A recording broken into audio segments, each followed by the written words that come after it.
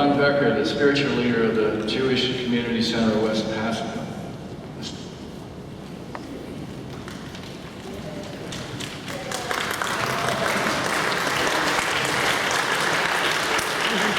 Thank you, Mark. It is with great appreciation that I'm honored to speak with you today as the son of Holocaust survivors and as a proud first-generation American. As the son of a Holocaust survivor, a man who spent 3 years of unthinkable horror in Auschwitz in the Sonderkommando, where he witnessed the slaughter of over 1 million Jews, including his parents, wife, child, siblings, and all his other relatives who lived in Europe, and somehow got through it, got through the DP camp afterwards, started a whole new life on a chicken farm in South Jersey, and raised a new family. Today you will hear from other first-generation Americans born of Holocaust survivors and from representatives of other great faiths. It's great to be an American and to enjoy the freedoms and privileges which have us all here. But we must fight prejudice and hatred with all our might and whenever we see it. We are all born as innocents. Hatred and prejudice is learned, not inherited, and it can be wiped out. As a native New Jerseyan, I have learned much from one of its most charismatic rabbis, the late Rabbi Joachim Prinz. As a young rabbi in Germany in the 1920s and 30s, he commanded a great audience. Thousands of people came to hear his sermons, and he preached love and compassion for all. When the Nazis came forward, pretty much first as rabble-rousers, and then, of course, we know what happened that. He railed against them at every opportunity he could, often to the despair and disappointment of the Jewish community in Berlin, who kept telling him, lay low, take it easy, this will pass. They're just a bunch of idiots. The more we make a scene of ourselves, the more trouble we'll be in. Needless to say, he refused to remain quiet. He did not lay low. He suffered countless arrests and persecutions prior to his expulsion in 1937. And we now all know that just being silent in the face of hatred is wrong. Silence is the worst response, the very worst. Prinz came to the United States in 1937, and still as a young rabbi in New Jersey, he continued to preach against being silent in the face of hatred, bigotry, and violence. And of course, this went right through the World War II period, and the prophecy that he had in Berlin, where he said 3 million people could die as a result of this. As we know, more than 10 million, more than that, ultimately perished. In addition to fighting anti-Semitism, he became a giant in the civil rights movement, and he is the one that introduced Martin Luther King at the March on Washington when King delivered his famous I Have a Dream speech.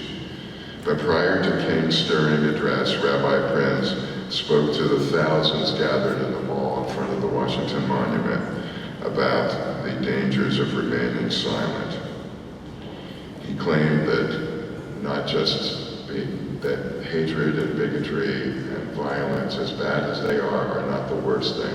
The worst thing are the good people who just remain silent and let it happen, hoping that it will go away.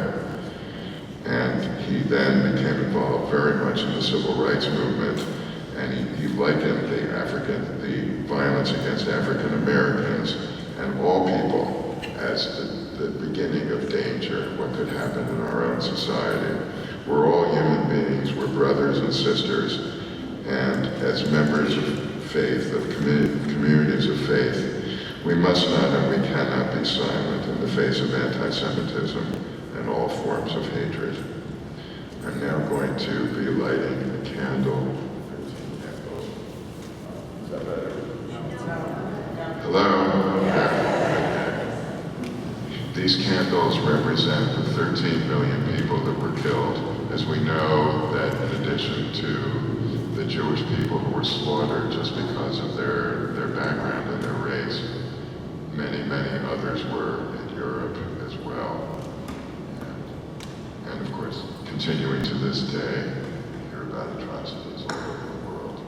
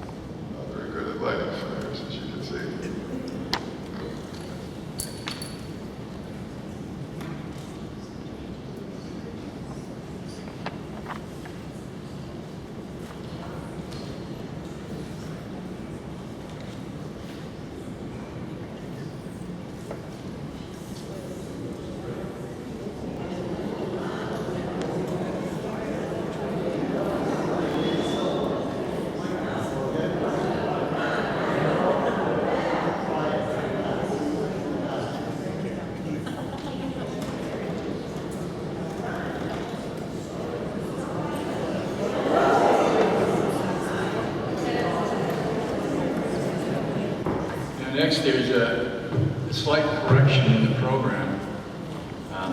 The next speaker, of course, is the Reverend Weisel, but he is from Holy Cross Lutheran Church, not the Nativity. I inverted the congregations from the two pastors.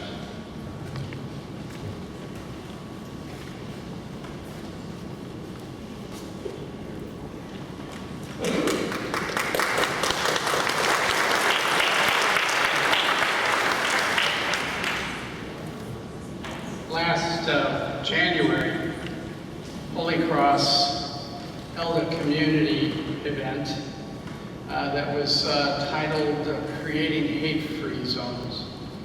And we had about 50 people show up. It seemed to have struck a chord in the community, this notion of hate that seems to be getting bigger and bigger around us. And I'm delighted to see and recognize some of the faces that I saw in January being here again this evening to continue to carry that torch forward. My only regret is that we haven't had more of these between January and October. When the rabbi spoke about silence, it really struck a point with me. Earlier this week in the little devotional that our church uses, Christ in Our Home, there was a reflection that included a quotation from Socrates, of all people, who made the comment way back in history that I don't want to be part of a society that is not self-reflective. That's an interesting statement. It's something that we're doing here tonight in many ways. It's reflection on what it is that we would like our society to be. And not just quietly reflecting. I think one of the reasons why hate has raised its ugly head in recent years is because too many of us have been silent and allowed it to happen. We need to be self-reflective in ways in which we speak the reflections that are within us, that we speak and represent the reflections that are within us, that we carry forth in word and action what it is that we would like our society to be and what we would like it not to be. And to do it in very clear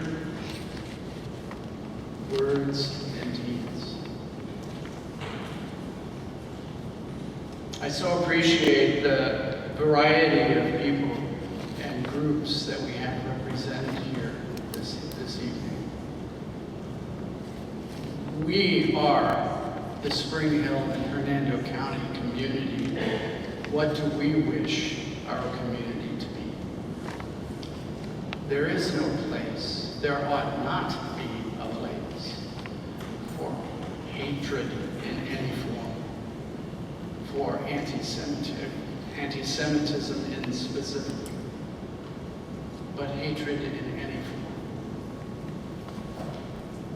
Each of us come, I think, this evening from places of faith where faith moves us to that kind of reflection, where faith moves us to reach out in love as we sang about it in our first song. I applaud you all for stepping out in faith to be here. And I thank my God that you are a partner with me and with all of us here to do something about making for a better society. Let us pray.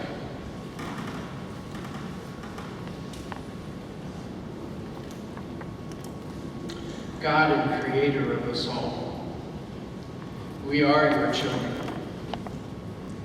and we get so lost sometimes. But we know that you are there to inspire us, to guide us, to fill us, and to lead us. Bless us all this evening in our reflecting, in the words that are shared, in the hearts that are laid bare.